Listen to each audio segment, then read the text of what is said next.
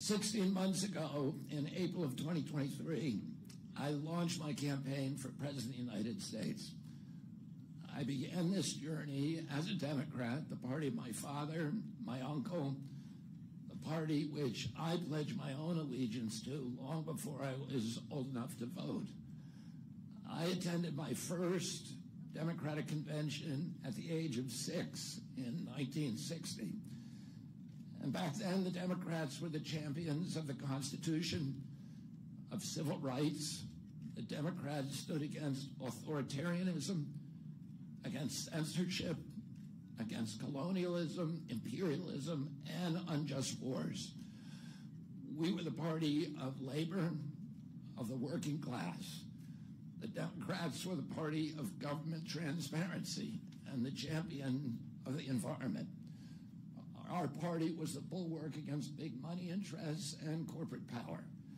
True to its name, it was the party of democracy. As you know, I left that party in October because it had departed so dramatically from the core values that I grew up with.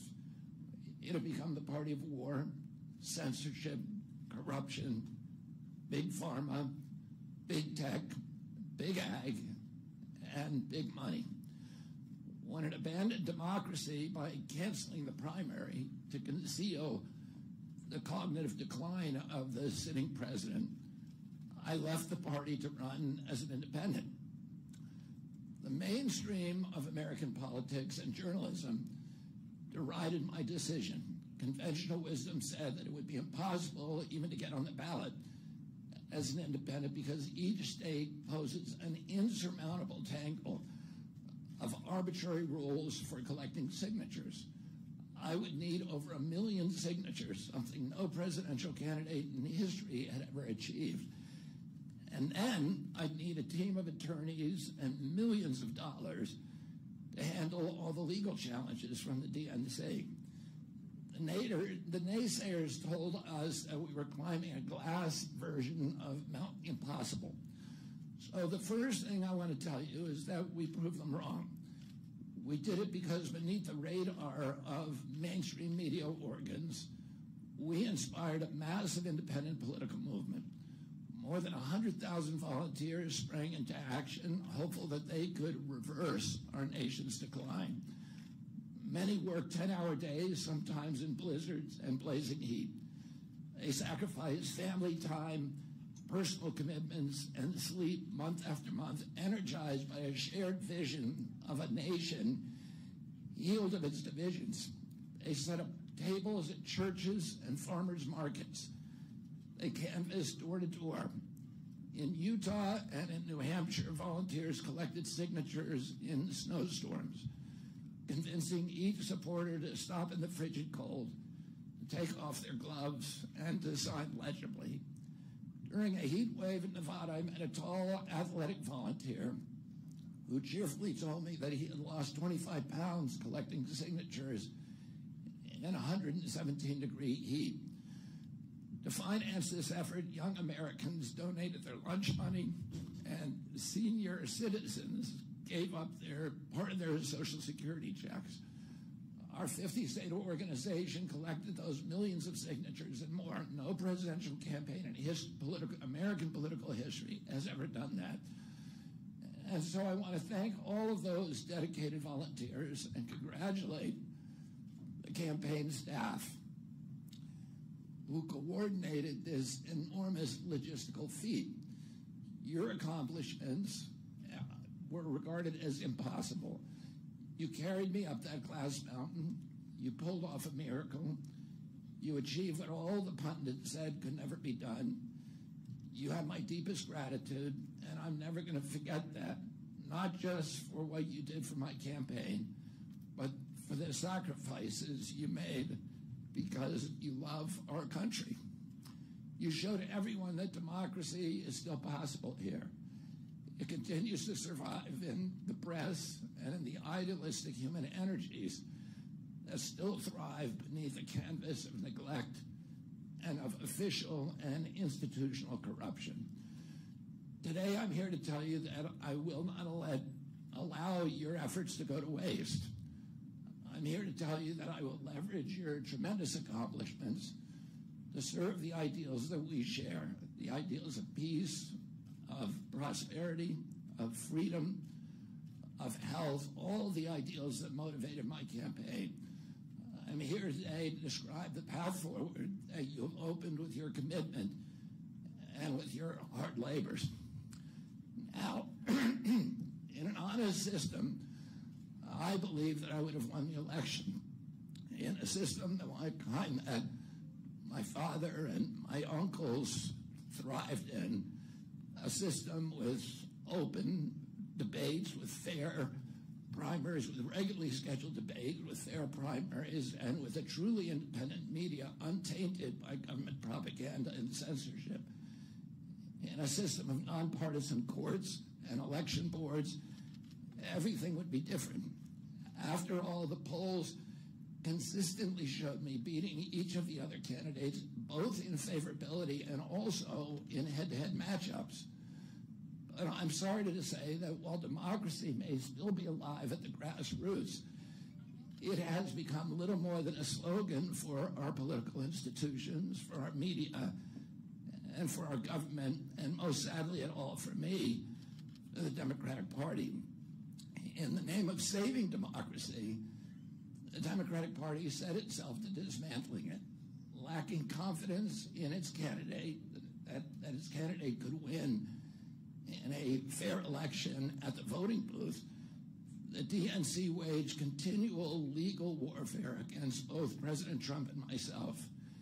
Each time that our volunteers turned in those towering boxes of signatures needed to get on the ballot, the DNC dragged us into court, state after state, attempting to erase their work and to subvert the will of the voters who had signed those petitions. It deployed DNC-aligned judges to throw me and other candidates off the ballot and to throw President Trump in jail. It ran a sham primary that was rigged to prevent any serious challenge to President Biden. Then, when a predictably bungled debate performance precipitated the palace coup against President Biden, the same shadowy DNC operatives appointed his successor, also without an election. They installed a candidate who was so unpopular with voters that she dropped out in 2020 without winning a single delegate. My uncle and my father both relished debate. They prided themselves on their capacity to go toe-to-toe with any opponent in the battle over ideas. They would be astonished to learn of a Democratic Party presidential nominee who, like Vice President Harris, has not appeared in a single interview or an unscripted encounter with voters for 35 days. This is profoundly undemocratic. How are people to choose when they don't know whom they are choosing? And how can this look to the rest of the world? My father and my uncle were always conscious of America's image abroad because of our nation's role as the template for democracy, the role model for democratic processes, and the leader of the free world. Instead of showing us her substance and character, the DNC and its media organs engineered a surge of popularity for Vice President Harris based upon, nothing.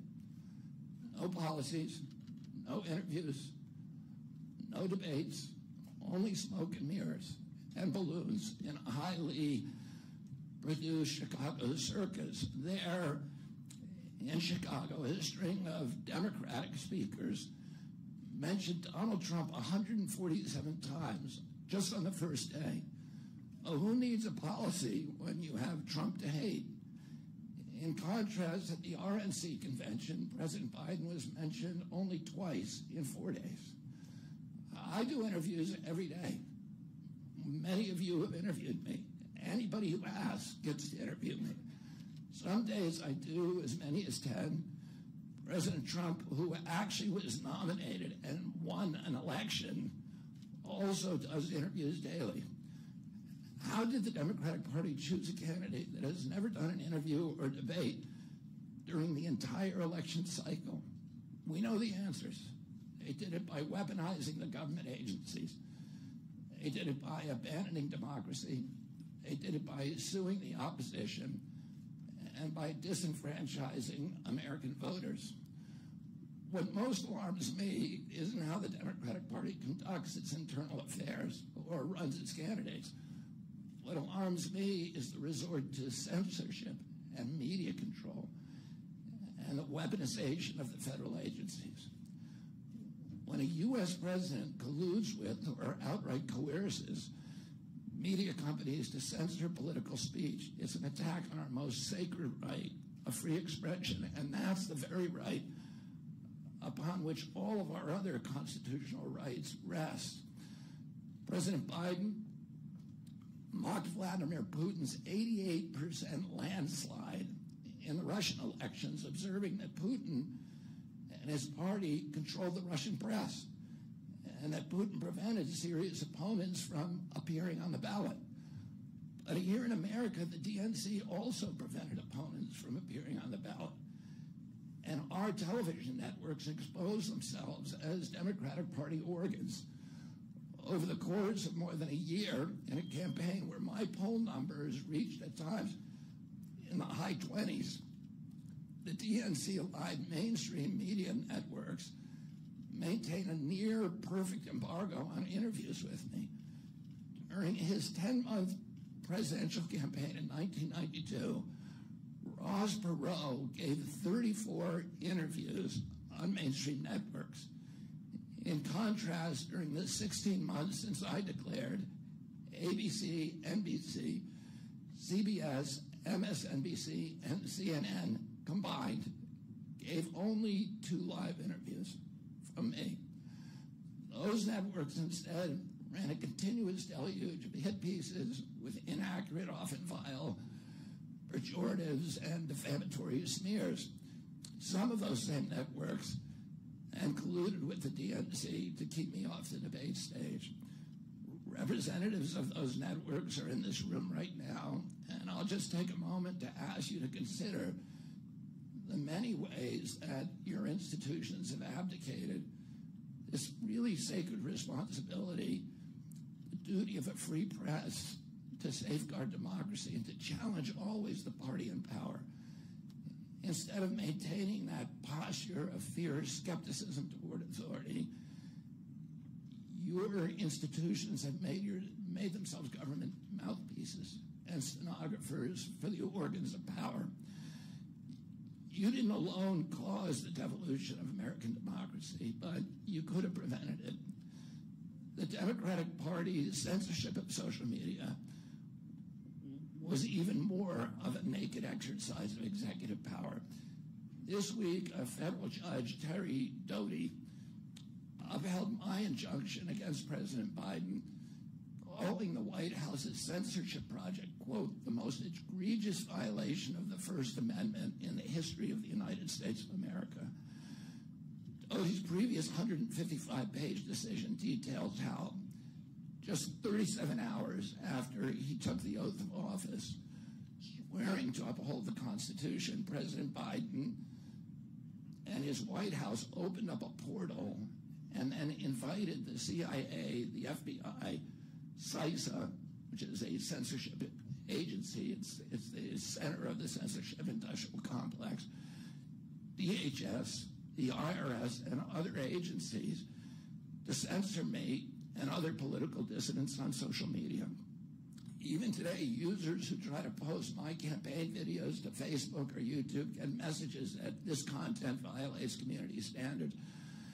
2 days after Judge Doty rendered his decision this week, Facebook was still attaching warning labels to an online petition calling on ABC to include me in the upcoming debate. They said that violates community standards, their community standards.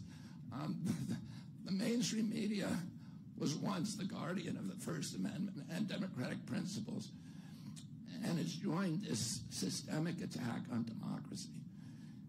It also, the media justifies their censorship on the grounds of combating misinformation, but governments and oppressors don't censor lies. They don't fear lies. They fear the truth, and that's what they censor. And I don't want any of this to sound like a personal complaint, because it's not. For me, it's all part of a journey, and it's a journey that I signed up with. But I need to make these observations because I think they're critical for us doing the thing that we need to do as citizens in a democracy to assess where we are in this country and what our democracy still looks like, and the assumptions about U.S. leadership around the globe. And are we living up? Are we really still a role model for democracy in this country? Or have we made it, a kind of a joke? And here's the good news. While mainstream outlets denied me a critical platform, they didn't shut down my ideas, which have especially flourished among young voters and independent voters, thanks to the alternative media. Many months ago, I promised the American people that I would withdraw from the race if I became a spoiler. A spoiler is someone who will alter the outcome of the election but has no chance of winning. In my heart, I no longer believe that I have a realistic path to electoral victory in the face of this relentless, systematic censorship and media control.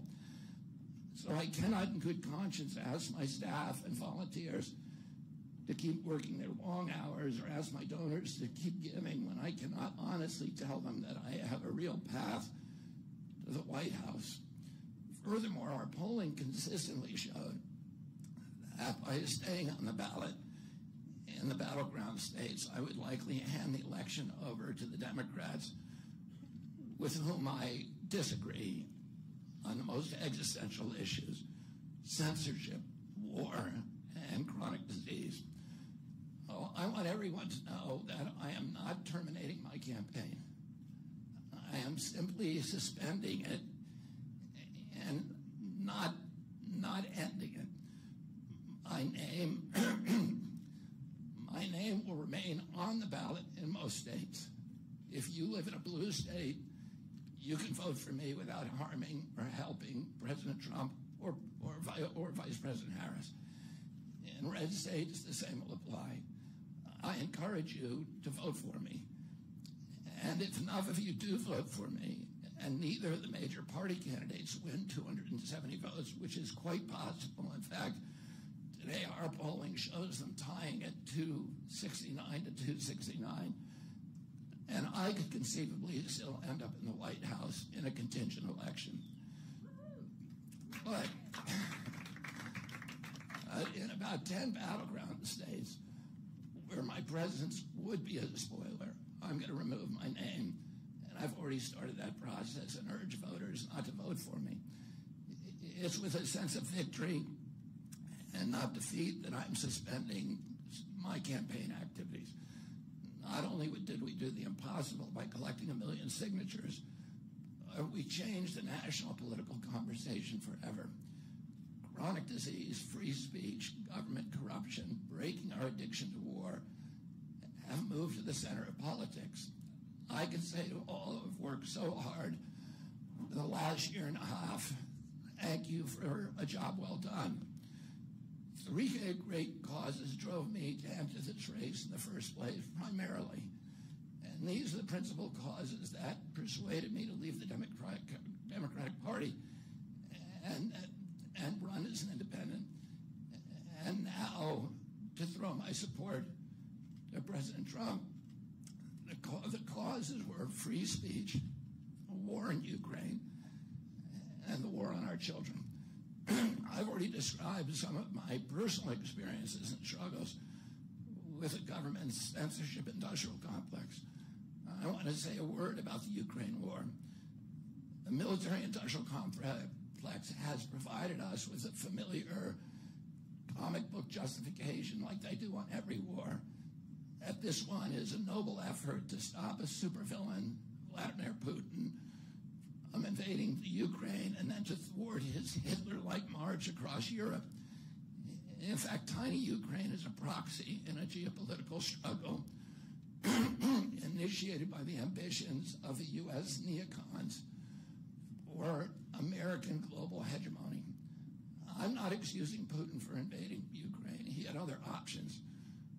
But the war is Russia's predictable response to the reckless neocon project of extending NATO to encircle Russia, a hostile act.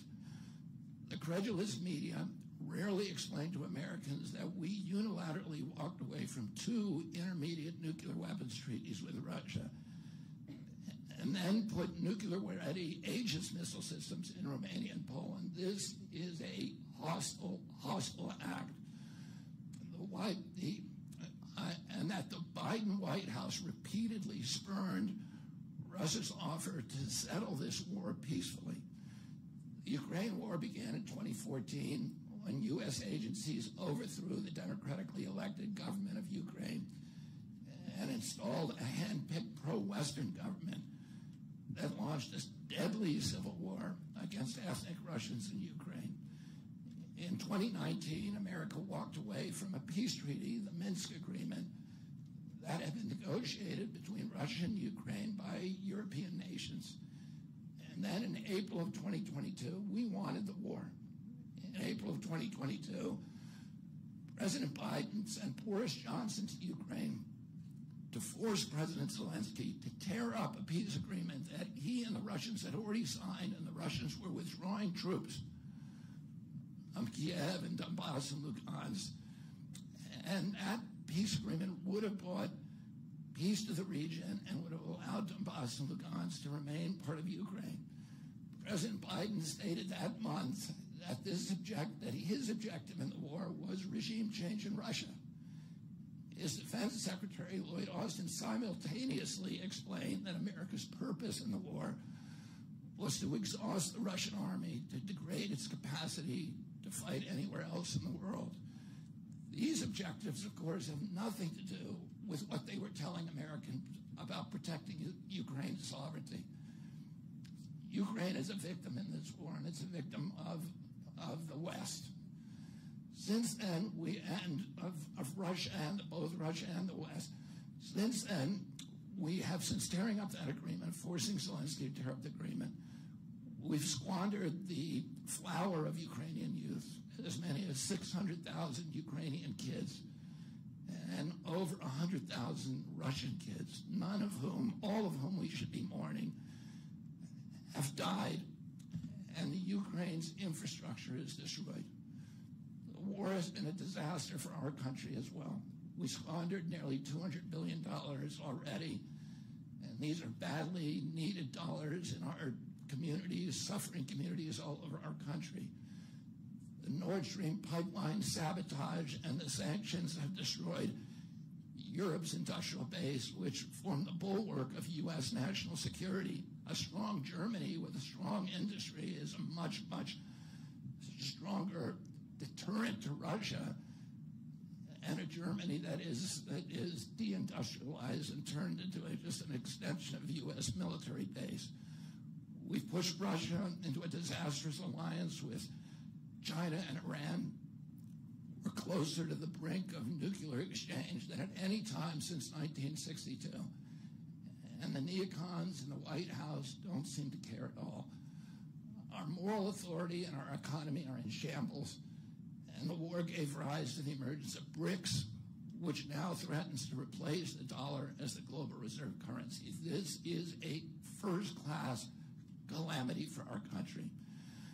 Judging by her bellicose, belligerent speech last night in Chicago, we can assume that President Harris will be an enthusiastic advocate for this and other neocon military adventures. And President Trump says that he will reopen negotiations with President Putin and end the war overnight as soon as he becomes president. This alone would justify my support for his campaign. Last summer, it looked like no candidate was willing to negotiate a quick end to the Ukraine war, to tackle chronic disease epidemic, to protect free speech, our constitutional freedoms, to clean corporate influence out of our government, or to defy the neocons and their agenda of endless military adventurism. But now one of the two candidates has adopted these issues as his own, to the point where he has asked to enlist me in his administration. I'm speaking, of course, of Donald Trump.